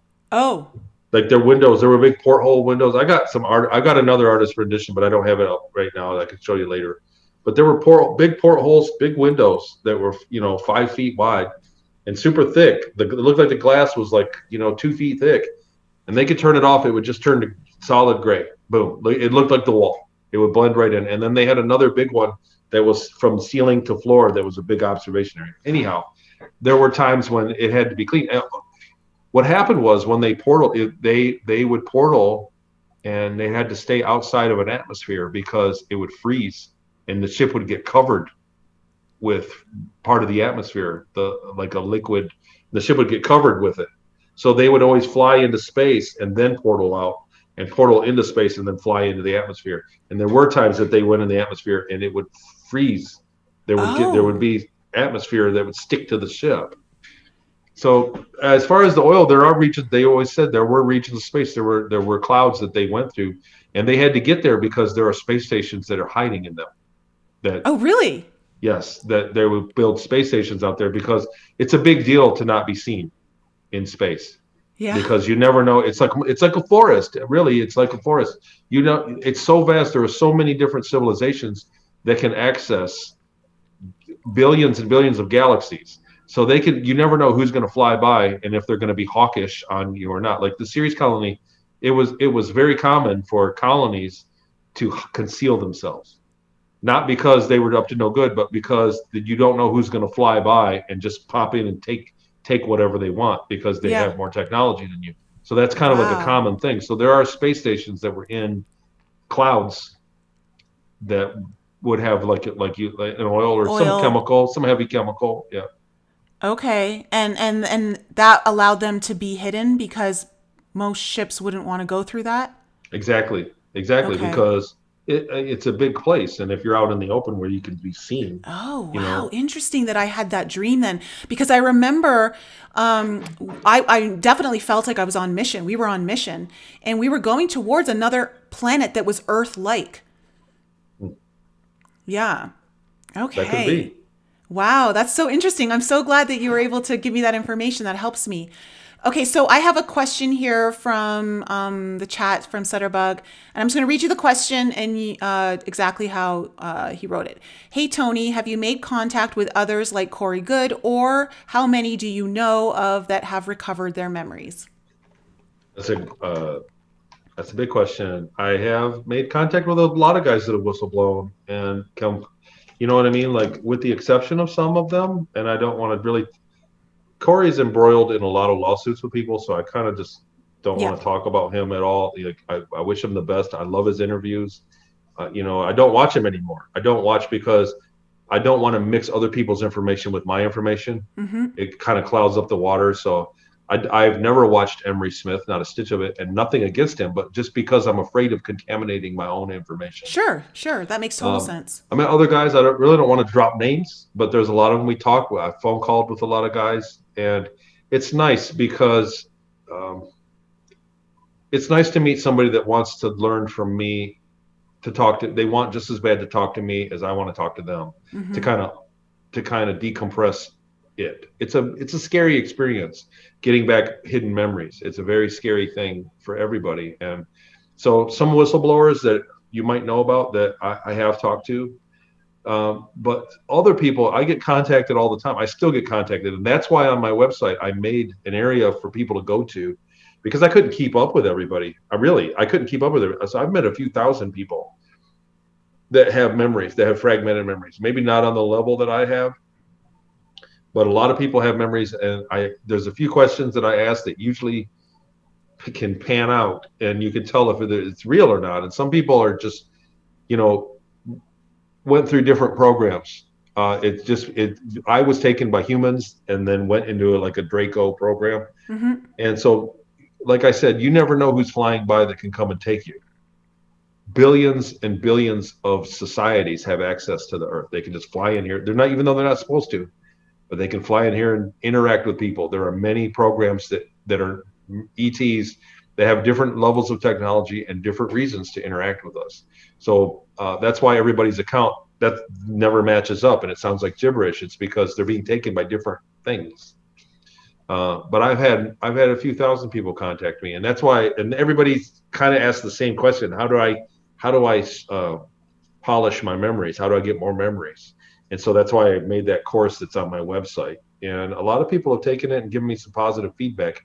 It's not a silver bullet, but it's somewhere to start. And in the beginning, I was so lost with it all. With what do Yeah. I do with this? Whoa, what's going on? And I wanted somebody to talk to.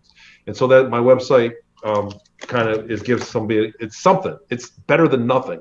It's not the end of this, definitely. But I think in the future, after a disclosure, and if we get a secret space program disclosure, we're going to see hundreds of thousands of people that are going to go, whoa, I did that too. Right now, let's face it, my information really goes to a small audience. And so when it gets to a bigger audience, more people are going to come in droves, I believe, and need somewhere to go. So yes, I have met people. I've talked to other guys, and like I said, there's a few things when you talk to somebody that's been through it. There's a body language to it. Mm-hmm. There's just a way where you kind of know that they're telling you the truth. Yeah. And I see Sutterbug saying, I really need to know for my own sanity. I will be checking out his course as well. Yeah, guys, check out his course, his memory recall course. I've got it right there. Lucia just dropped it in the live chat. So look, I didn't want to do this as a commercial. That course, it was set up by Jackie Pierce, who set up the website with me, Yeah. who I do my Patreon, and she teaches a lot of courses. She's a medium. And so to do the Patreon thing and to do the website, it costs me money. And that's why the course, I really wanted to give it for free, but really, this takes a lot of my time and things. So No, there's a fee for it. listen, it's got a value to it, and it should be something. This is the way I look at it, Tony, and for everyone else in the audience, this is really important. We have to be willing to invest money into ourselves, into things that are important to us. That's where we should be putting our money, into things like this that help us understand ourselves better, help us understand the things that are being kept from us. Like there's no reason why anyone should feel bad about having to pay money for this kind of stuff. I think you're putting in your energy. It's a lot of hard work. You give a lot of stuff for free. And so I don't think that should be anything you have to explain. I didn't want it to fall to the wayside, for one. And also, when I went through it in the beginning, there was nothing. There was nobody to talk to. There was zero zip. And I would have paid $500 for anything like that. Also, there is a link on there to contact me. There's an email address and you can contact me with questions too. So I was doing it through Facebook, but social media has turned into into a quagmire these days. So you can email me directly through the website too. Okay, so I have another question for you. Where did it go? Okay, Catherine Faulkner would like to ask you, what do you know about replicators? Well, that's how I ate lunch. So that's how it made my lunch every day on the ship. It was nice sometimes in the bridge meetings. There was real food. Guys would bring stuff that their wife baked. You know what I mean? Like, but most of the time it was replicated food, which is slimier than real. Like if you made macaroni and cheese, if I came over your house and you made macaroni and cheese, it would not be as slimy as the replicated macaroni and cheese. And I brought you a pot of replicated mac and cheese, it'd be slimier. It's just it was gross after a while. But the bridge crew had one that had like 2,000 recipes or 1,200 recipes or a lot, like an infinite number. And the one that I had back in the cargo crew area in our bathroom on the sea deck only had like 8 recipes in it. Okay. So you put a bowl in it and hit the button and it came out super hot, and it was super hot. Kind of like a vending machine, but like. That's exactly what it was. Okay. Yep. And it looked low tech. It looked like a 60s kind of. It wasn't fancy. It wasn't like, you know what I mean, like a push screen. They were round buttons that you pushed, and it looked like a microwave. And you would put the bowl in it with the lid on, and the lid had holes in it. And you'd hit the button, and then it took like it took a while. It took like 4 or 5 minutes, but it was super hot. It would come out boiling hot, and you'd have your bowl of food in there, and it was always slimy. It was gross. Okay, so this is actually opening up my mind to another question. Then, were there? And I know because you were slaves, so you probably wouldn't have had as much access to this. But were there certain cuisines that were unlike here that were very unique to where you would go in space? So real food was sold, like was a big business there. So I did go one time and buy real food. Like when I got my first check, the first thing I did was bought a sandwich. And to me, it wasn't worth half of my money that I made for the whole week. It was more than half. Like, you know what I'm saying? Like 2/3 of everything that I earned.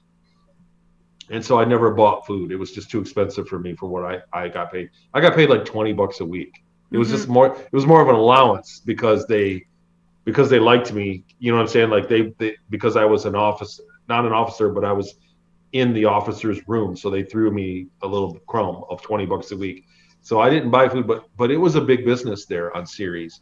There were a lot of restaurants, and that was their thing, was that it was real food, that they were shipping in and bringing real food, not replicated food. And there were certain places that they advertised, because I'd walk by and see the advertisements, and they would advertise how do they put it? Super advanced replication, or near real replication. Like they bragged about how quality the replicators were. So not everybody had one. Like not all replicators are created equal, put it that way. So they had industrial replicators that made things and a lot of times when we traded, we were told to not talk about them. When we were off, there were times when we offloaded cargo on planets and we would meet the people there, and we were taught to never speak about the replicators, because we would trade with people that were less advanced, and we didn't want them to know that we could just whip things up with, you know what I mean, and print it out. And so that was something we were told specifically not to talk about. But was there a specific food that was like really coveted there, or I'm just curious, what was the cuisine? Was it very Earth-like, or were there certain things that you knew you would never see here on Earth? Like what? Well, so I did have the benefit of living on Earth in my 20s and back, so I did have memory of Earth. And like in Peru, we had she folded up those things. Like we had empanadas, we had Peruvian food. And then when I lived in Seattle, we had pies and things. So there was really, I don't want to say none of that, but there was not much of that. Okay. Most of the time it was some other food. Like there was like there was a lot of kebabs. They had German food. They celebrated Oktoberfest there. And there Okay. was Yeah. sauerkraut. Like the replicator had sauerkraut, had a sauerkraut Oh, in wow. it, with little tiny sausages that it would make. And it was very slimy. Like I said, it wasn't that great. So, but no, I wasn't interested in the food. Like also there was alcohol, and when I went to Crumbs at the bar, but it was too expensive. It was just something that I couldn't watch the TV. So when I sat at a bar and they had a TV on, they had a sporting event. Like I couldn't watch sports, so I didn't have any interest in it at all. I was kind of bitter. Okay. Does that make sense? Like I was like, well, I'm never going to watch it anyway. I'm never going to get into this. Sure. I don't Yeah, even watch it. absolutely. Like when you watch this Netflix series, if you only watch 10 minutes of one episode, you're not going to get into it. So I was like, I don't even care about Netflix. I don't even care about that. And that's kind of how I felt about the food. Okay, so sorry, I don't mean to be distracted here, but there was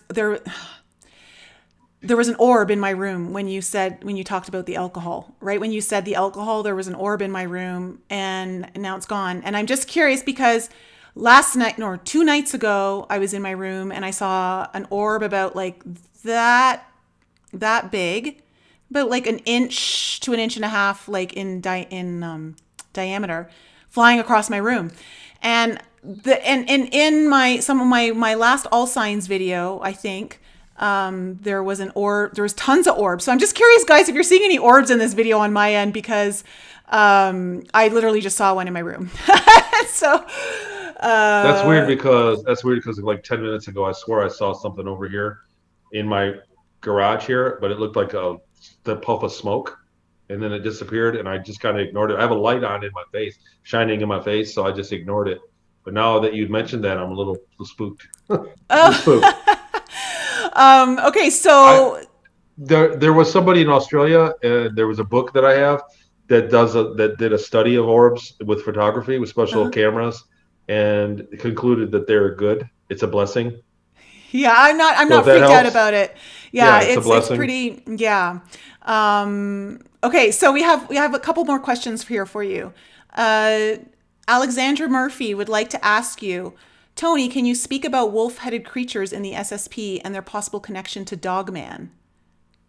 So that's so Jason Rice came and went, and he came and gave some really great information both on YouTube and on his stay on Gaia. And Jason was a real deal and a great guy, and I got to know him a lot. And he had extensive stuff, and we talked about it. And what he told me was something that reminded me of a few times that we had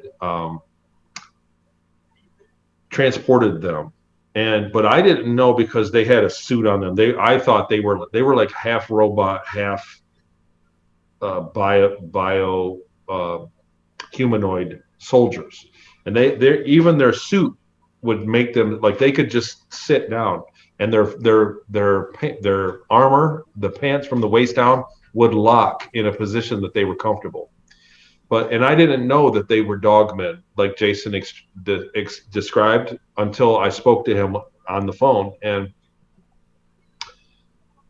I remember that when because we put them, they were cargo on our ship, and not in my cargo bay. Some of them were in my cargo, but they were mainly in the sea cargo bay. But they were activated by a dog whistle. And that's what I remembered, was that one time I was told that they were super deadly soldiers. They were an elite fighting force. And we were taking them covertly into another place, that they were being snuck. And that's why they were on our cargo ship, not on a regular warship. And they called me in, and I walked to them. They were in a gymnasium. So next to the hangar, not too far, was like a PT. Like you would go there, and if you were out of shape, if you got a physical and you were out of shape, you would have to do PT and do 90 days of go. And when you got off the ship at the end of the day, you'd have to go to the gym and work out. And in the gym was where they were, and they were all sitting down, and they told me like, this is your cargo. Like it was a briefing, and they called me in there, and the guy blew a dog whistle, and they all stood up and totally came to attention, like they were activated, and it was a dog whistle. And so things that Jason Rice explained to me, and we both described what they looked like, basically what the armor looked like. And he said that those suits were basically space forces. So they were the suits that I described to him. They were not ground forces. They were forces meant for fighting like on the surface of the moon or in space, basically. Mm-hmm. And so that's what I know about them. I've also, I want to say that a friend of mine, Dave, I interviewed on my Patreon channel, and he owns a Bigfoot museum. And he's learned from like 60,000 people a year come to his museum, and he hears it from all over the place. He said sometimes 7, 8 people, 10 people a day will tell him different stories that have the same kind of details, and they don't know each other. And he said there's quite a bit of dogman, exact dogman, quite a bit of sightings of them. And he said that what he noticed was that when they are on Earth and they get sighted, that they you'd have to watch the show, but he said that their behavior is as if they're reporting to somebody else, that they're obeying a protocol, because there are people that said, look, it was standing right in front, it was standing 3 feet from me, and it could have got me, and it wanted to, but it couldn't.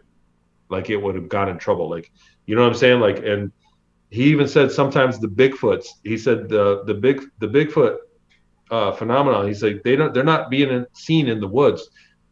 They're being seen in town, and they're in neighborhoods. So they're doing something else. And then they all of a sudden, and nobody says, his thing was, he said, nobody sees a deer and says then it vanished into the woods. Nobody sees a deer or a moose or a bear and they go, and then it vanished. Mm-hmm. But everybody describes a Bigfoot as it vanished. Mm-hmm. They say all of a sudden it vanished. Mm-hmm. And he said the dogmen sightings are the same way. But he said the Bigfoots, when they get seen by somebody, they act disappointed, like damn it, like they're going to get in trouble. He said they show physically like shit. Okay. You know what I mean? Like they're going to get in trouble by somebody. They're answering to somebody. And he said the dogmen behave the same way. Interesting. That's very interesting. Okay. I also have, thank you, Free Range Brain, for the super chat. He has a question too. What secret tech do you think there will be disclosures in the next 4 years? The Ark of the Covenant was a food replicator. I think the Ark of the Covenant was a power source that powered high-tech stuff. Like I said, everything was about power output. I think it was a power source that could food replicate, but do other things too. We're going to get medical tech is going to go quickly. And the pharmaceuticals were a big thing that we traded on our missions. We traded with other species, even more advanced species, pharmaceuticals, because a lot of them can only be made by natural plants that can only be found on certain worlds. So we would go and explore worlds and catalog them, and then they would develop pharmaceuticals and then other even species that are more advanced. The universe is so vast that not everybody goes everywhere. And so if they could just find somebody that needed a pharmaceutical, even if they were a very advanced civilization and they don't know of this plant that's somewhere far away in another galaxy, they could manufacture a pharmaceutical and trade. And so that was a big deal with the Ceres colony. In fact, the gymnasium, when I left, was converted into a pharmaceutical factory because they had found something, and they were in a hurry to develop this, whatever it was, some medicine, so that they could trade with somebody that was more advanced technologically, and they would get tech for it. So it's not about money, it's about tech. So we're going to get medical tech. We're going to get, the surgery is going to be very advanced very quick as soon as they disclose. There have been other things. I don't know how much of the anti-grav. I think once they let artificial gravity out of the bag, that it opens the door to most other super high-tech things. So I don't know how they're going to do that and keep it locked. Once they tell us how to do artificial gravity, it's going to open the door to building your own UFO. And then the way that other species, like the Ceres colony, had to lease power generators. So the free energy thing, I think, is going to be very slow. Or they'll give us free energy, but it won't have a great output. Put it that way. You know what I'm saying? Like they'll give us a free energy thing, but it'll be small. Okay. And it'll be locked. There are many different ways to do it. And in fact, the more advanced species like the Draco and other ones, they control that technology very tightly because that's a method of control. And so it's literally the basis of their military might, between species in our sector of the galaxy, is whoever has the most power output on their spaceship can win in combat. So they guard that. I mean, so we're gonna get free energy, but we're gonna get a little bit of it. We're gonna get medical technology. I imagine we'll get a lot of that. And then I don't know when if they're gonna tell us about the consciousness tech, which is really the real deal. Like, so there's a ceiling. You can build a machine, or you can build a doohickey to do things, but there's a ceiling. There's only so many machines you can build. And then it's consciousness is the next level of technology. And that's when we're going to have to take a deep breath and a big gulp. And everybody on the whole planet's going to have to do some self-work, because we are basically one consciousness. And we have to work on ourselves and become a higher consciousness to access that higher tech that other civilizations have. Well, okay, that's interesting, because from what I understand, our DNA is one of the highest techs available on this planet, our actual skin suits here, and that if we can actually operate extremely high levels of consciousness, what we're able to do in the skin suit is way more than what all this high-tech energy, like these machines that you're talking about, are capable That's of. absolutely right. So it's the same way. So wow. So here we go. We're going to take the gloves off. Yeah, Right, let's do it. Nicole? Let's So go. somebody that's I honestly feel somebody that's very negative and down on I have children, and I don't allow them to speak badly of themselves or each other. Like, I allow my kids to do a lot of things that most parents don't. I give my kids free. I treat them almost like they're adults, because I don't want them to be lost when they enter the adult world.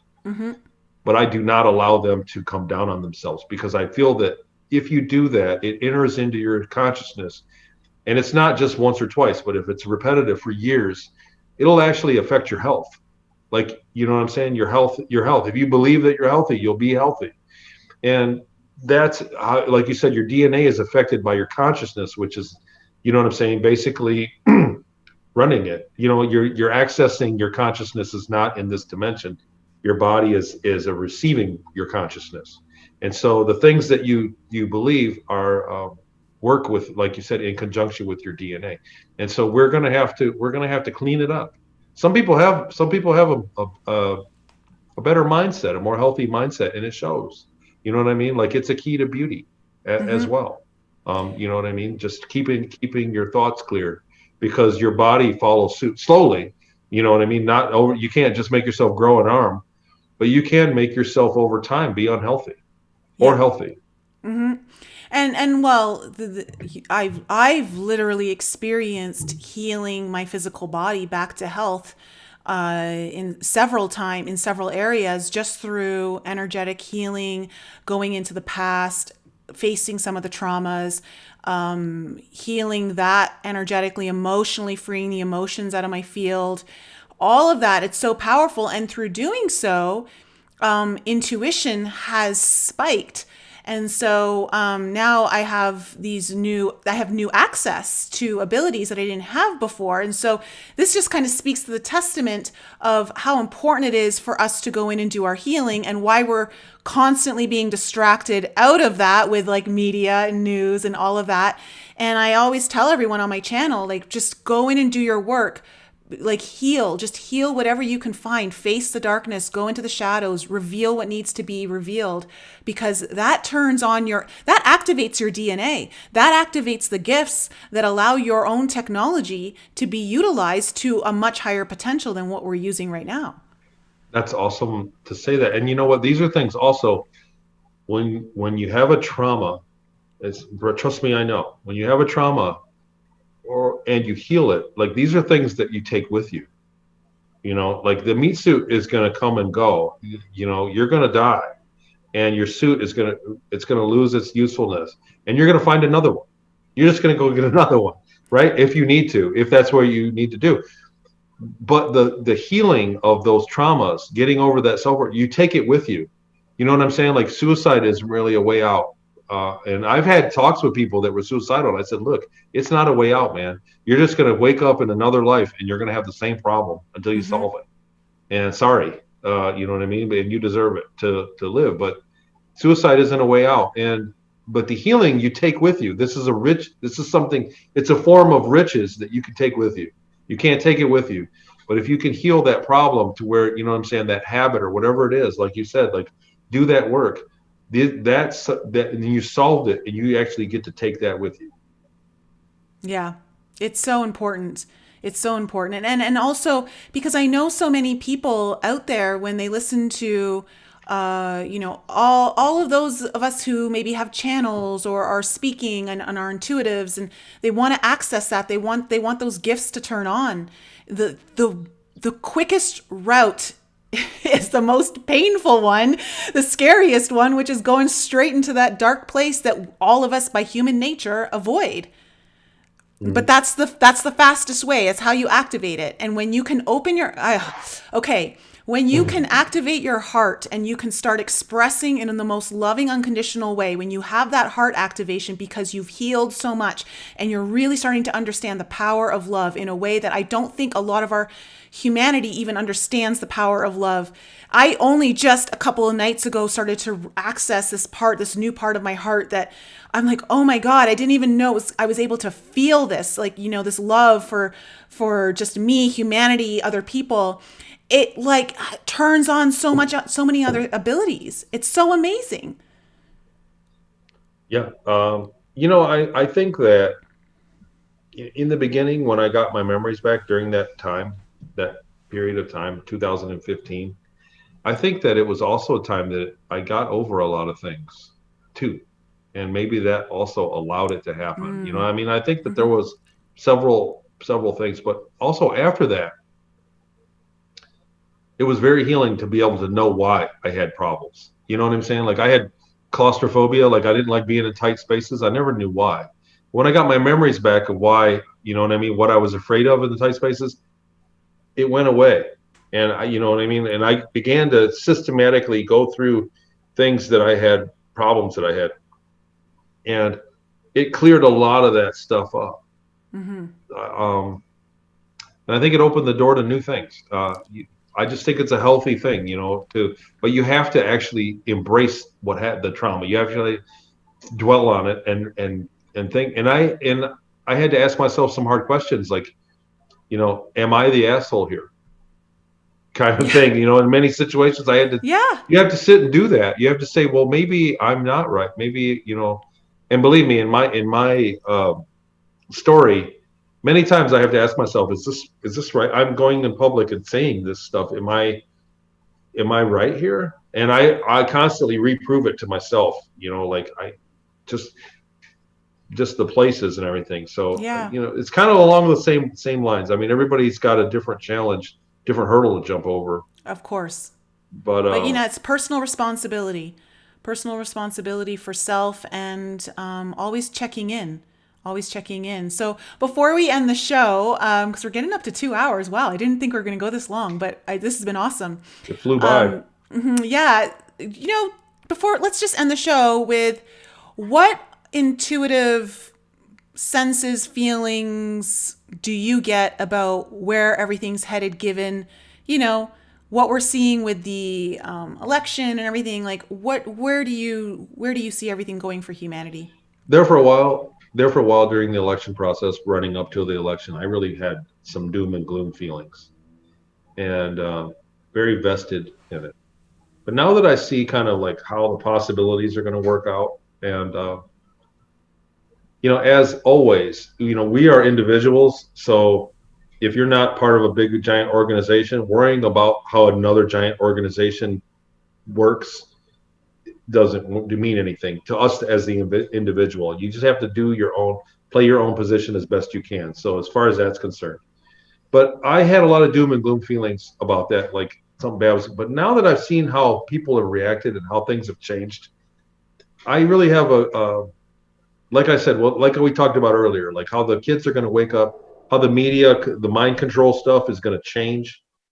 And I just think that I think nothing's going to stop disclosure and us kind of evolving to the next level of being aware that we have neighbors, an infinite number of neighbors that are awesome. That we're going to meet, we're going to join a galactic society and an intergalactic society, and we're going to meet, we're going to make friends, and we're going to make enemies, and we're going to learn a lot. And I think that no matter who's in charge, it's going to happen. It's too late. The cat's out of the bag. And I really think that this is an exciting time to be alive. I think this is probably the most exciting time to be alive in any species history, is right when they're going to get disclosure, Yeah. right when they're going to get that. So I think we're close. I think so too. And you know what I mean? Just keeping a positive outlook on it. I also think that there's been some other things that have happened that have been, like on top of the election and those mechanisms that are working. I think there's some really high level things going on as well. Like, everybody's been not sleeping, not dreaming, not doing this or that. Like, things have changed. And I think that there's, on a spiritual level, you know what I mean? Like an oversoul level of all of us, I think there are some major changes going on, and I feel very positive about them so far. I think that in the last few weeks, you know what I mean, there was a scary time, and then I think that a lot of it's been resolved, and there is some good positive things coming. So yeah, I think we're going to get big changes, and we need to embrace it. We need to embrace some changes that are going to happen.